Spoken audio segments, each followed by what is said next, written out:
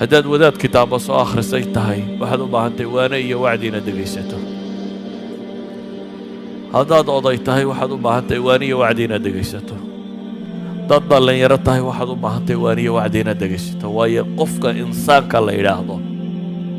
ayaa qummanida tooska ahi ku dhib tahay oo aan ka maarmin in wax la xasuusiyo. walidaalika buu nebigu calayhi salaatu wasalaam saxaabadiisa masaajidku ku wacdiyi jiray oo suuqu ku wacdiyi jiray oo xabaalaha dushoodu ku wacdiyi jiray oo meel kasta wacdigu uu ka socday. suuquu soo maray xadiiskii saxiixa ku yaallay. dabeetana suuqii wax lagu kala iibsanayay markuu marayay buu arkay orgi yaroo bakhtiyey. intuu nebigu dhegta qabtay, waa orgi yaroo dhukan dhaga yaryar, intuu qabtay buu wuxuu yidhi kan yaa dirham siistay. waxay idhahdeen ilaahay rasuulkiisii oo cidna kan dirham siisan weyso. waryaa dirham siistay buu nebigu ku celinayaa. markii cidi juuqi weyday ayuu wuxuu ku yidhi haddaba yaa bilaash ku qaadanaya, yaa kan bilaash ku qaadanaya. waxay ugu jawaabeen ilaahay rasuulkiisiiyow hadduu noolaan lahaa buu muciib yahay, ayuu mid ceebayay. innahu asak bay idhaahdeen, waa dhukan yahay. orgii buu marka horeba ahaa xoolaa dhadiggaa la jecel yahay, kani waa marka labaadee ceeb buu leeyahy. xataa orginimo loola hadhaya maaha oo qiimihii in xoolaa lagu darsado wax ka dhala maaha. saa daraaddeed ba waxay dhahdeen marka horeaba asak iyo aanuu qiimo lahayn ee kii oo bakhtiyey maxaa lagu falayaa. dabeetana nebigu calayhi salaatu wasalaam wuxuu u sheegay adduunka aa ku mashquulka tihiin oo dhan ilaahay agtiisa kaa waa kaga qiimo liitaa. addunya kullaha daaraan dhistay iyo xoolaha shaqaystay waxaa wadaan oo dhan haddii laysku daro adduunkaynu mashquulku dhahay orgigaa bakhtiyey waa ka liitaa buu nebigu yidhi. yacni wuxuu nebigu rabaa inuu dareensiiyo aakhiradooda waxay geystaan inuu yahay waxa muhimka ah. xabaal iyadoo nin saxaabiya la aasayo xabaashii la qoday oo aan weli luxudkii la jeexin buu wuxuu ku yidhi uu dhulka ku xarariiqay nebigu. xadiidka imaamu axmed baa soo saaraya. dabeetana wuxuu nebigu u sheegay calayhi الsalaatu wasalaam istaciidu billahi min cadaabi alqabr, istaciidu billahi min cadaabi alqabr, istaciidu billahi min cadaabi alqabr. waar ilaahay ka magan gala cadaabulqabriga buu nebigu yidhi. ilaahay ka magan gala, ilaahay ka magan gala, ilaahay ka magan gala. waxay taasi tilmaamaysaa goob kasta joogo inaad wacdi u baahantay. xabaalaha in laysku wacdiyo oo suuqa laysku wacdiyo, shaqada laysku wacdiyo oo masaajidka laysku wacdiyo. waayo nafta bini aadamkaa tadabdub badan, bini aadamkaa weecweecasho badan, bini aadamkaa qumanidu inuu one line haystaa ku adagtay. one line inuu taagnaadaa bini aadamkay ku adagtay. sidaa awgeed ayuha alaxiba wacdi kama maaranno. wakhtiga kooban daraaddeed qur-aanku wuxuu inoo tilmaamayaa in ayaamaha dadka lagu wacdiyo iyo taariikhda iyo qur-aanku taariikha aad u ballaadhan buu ka warramayaa. walaqad calimtum aladiina اctadow minkum fi الsabt faqulnaa lahum kunuu qiradatan khaasi'iin fajacalnaaha nakaalan lima bayna yadayha wama khalfaha wamawcidatan lilmuttaqiin baa ilaha yidhi. qisaskii dadkii hore inta rabbi ka warramay duul la halaagay oo daayaro laga dhigay ayaa waxaa rabbi leeyahy waxaanu ka yeelay nakaalan lima bayna yadayha wamaa khalfaha, ay cibra miday kuwaana qaataan baanu ka dhignay baa rabbi leeyahy. kuwii joogay iyo gadaasheed dambe kuwa yimaadaaba waxay ku cibro qaataan, iyo wamawcidatan lilmuttaqiin waxay ku waantoobaan inta alla ka cabsanaysa. ilaahay qur-aanka wuxuu ku leeyay wakullan naqusu calayka min anbaa'i الrusuli ma nuhabitu bihi fu'aadak wajaa'aka fi hadihi اlxaq wamawcidatun wadikra lilmu'miniin. ambiyada qisaskeeda iyo rusushaa kaaga warramayaa baa ilaahay leeyahy si qalbigaaga loo dejiyo. diinta tanna qur-aankanna xaq baa lagu soo dejiyey iyo mawcida iyo wadikra wax waane u ah iyo xusid. ilaahay wuxuu qur-aanka ku sifaynaya hada bayaanu linnaasi wahudan wamawcidatun lilmuttaqiin. idan ayuha alaxiba waano kama wada maaranno, dhammaanteen in layna waaniyaa baynu u baahannay. قرآنك إلهي وحين وغورما يسوع أنبياء وانينيا قال يا نوح إنه ليس من أهلك إنه عمل غير صالح فلا تسألني ما ليس لك به علم إني أعظك أن تكون من الجاهلين بإلهي كيري نبي الله نوح هو نبيه يا إلهي لي إني أعظك أن تكون من الجاهلين وحنكا وانينيا وحمقرت ضينة كبير طبع إلهي كيري waxaa qur-aanka ilaahay kaga warramaya dadka mu'miniinta ah maray gaf ku dhaceen xadiida tilifkiiyo wixii la mida yacidukum allahu an tacuuduu limilihi baa ilaah yidhi war ilaahay wuxuu idinka waaninayaa inaa waxaasoo kale dib ugu noqotaan limilihi abadan in kuntum mu'miniin waxaa qur-aanka ilaahay inooga u tilmaamaya kufaarta in la wacdiyo waayo iyagu waa asxaabi alquluub bay yihiin waa bashar wacdigu dadka badh baa u haysta caamada in la wacdiyo war ama brofesor ha ahaado ama miskiin suuqa jooga ha ahaado waa insaan ma dhaafo kasrat almacluumaat ma beddesho insaannimada aqaafo badan inaad xambaarsantahay macnaheedu maaha inaad bini aadamnimada ka baxday waxba ha is afuufin oo ha isbuufin dadka badh baa u haysta hadduu PhD soo qaatay hadduu waxa soo qaato afuufmo oo mooda inuu bini aadamnimadii isagu dhaafay iyo meelaha la isku wacdiyay waxaas ay la yar tahay ma aha sax saa daraaddeed baa ilaahay wuxuu leeyahay xataa gaalka qul innamaa acidukum biwaaxida gaalo waxaad ku tidhaahdaa baa ilaahay yidhi hal midaa idinka laydinku waarinaya ilaa gaal baa haydeene an taquumuu lilaahi mathnaa wa furaada uma tatafakkaruu maa bisaaxibikum min jinna in huwa ilaa nadiirun lakum bayna yaday cadaabin shadiid idinka mid baa laydinku waaninaya waa maxay gaalka midka lagu waaninaya mid ama laba isu taaga saa doontaan inaad fakartaan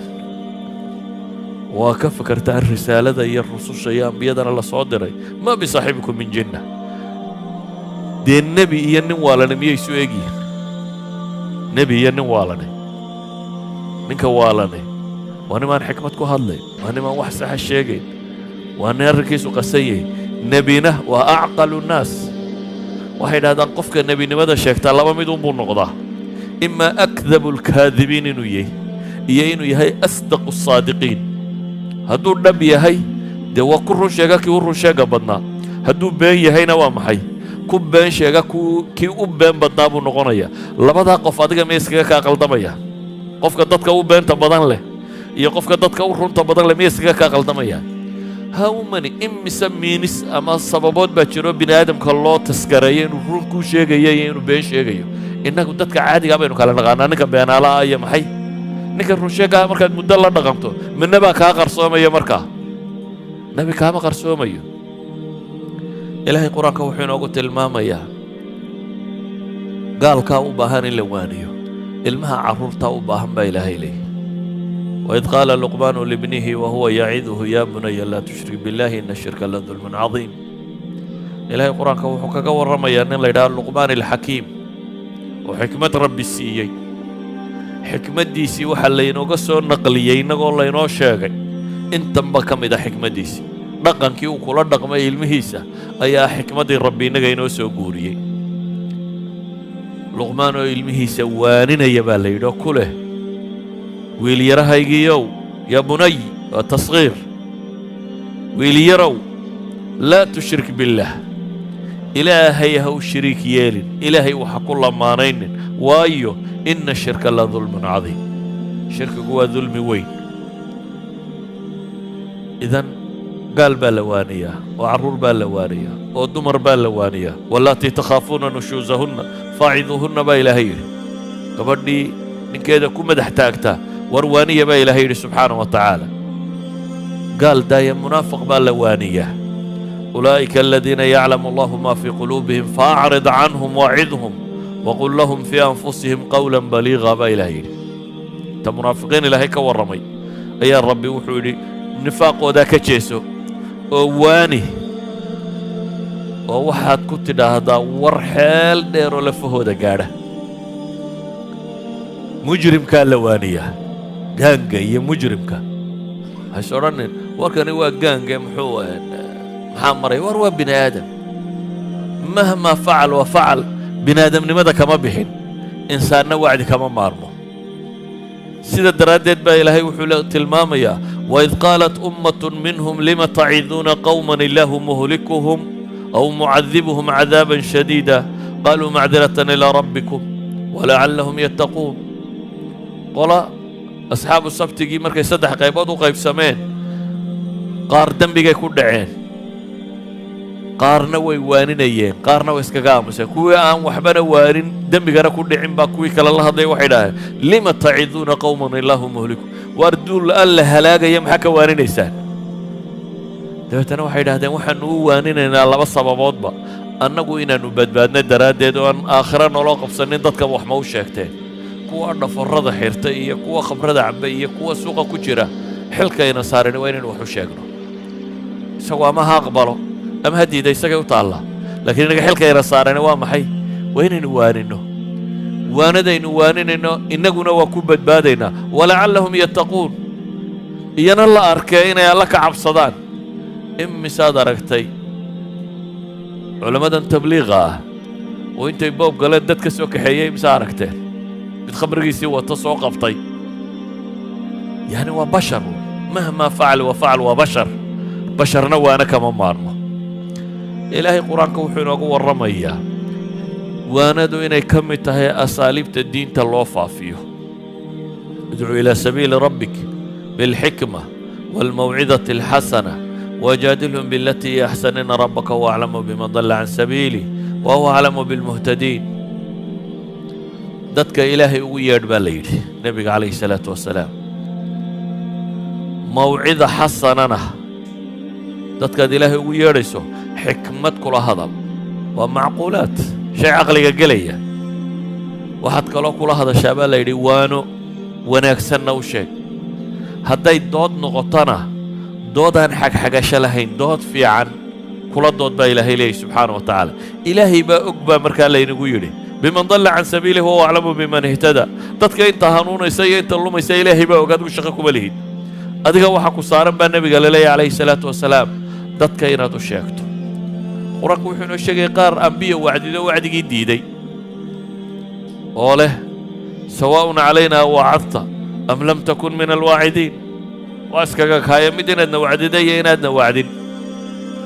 laakiin innaga waxaa layna yidhi ina allaha yaamuru bilcadli waalixsaani waitaa'i di lqurba wayanhaa can alfaxshaa'i waalmunkari waalbagyi maxaa alle ku gebagabeeyey yacidukum lacallakum tadakkaruun ilaahay wuxuu idin farayaa baa la yidhi cadaalad iyo samo iyo qaraabo xidhiidhin iyo xumaho a ka dheeraataan iyo munkarka waxa sharcigu diido a iskaga tagtaan iyo dulmiga oo aad joojisaan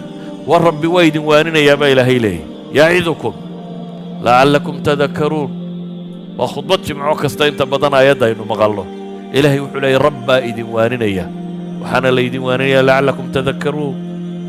ayuha alaxibba warkaygu wuxuu ku kooban yahay cid wal oo dunidan joogtaaba waanay u baahantay waxaad u baahantay inaad yeelato wakhti lagu waaniyo saxaabadii nebiga haweenkii baa nebiga u yimi waxay dhaha ilaahay rasuulkiisiiyow raggii baa nooga kaa xoog batay mar kasta rag baa kula jooga ee waxaad noo yeeshaa bay dhaheen wakhti annagana aadna waaniso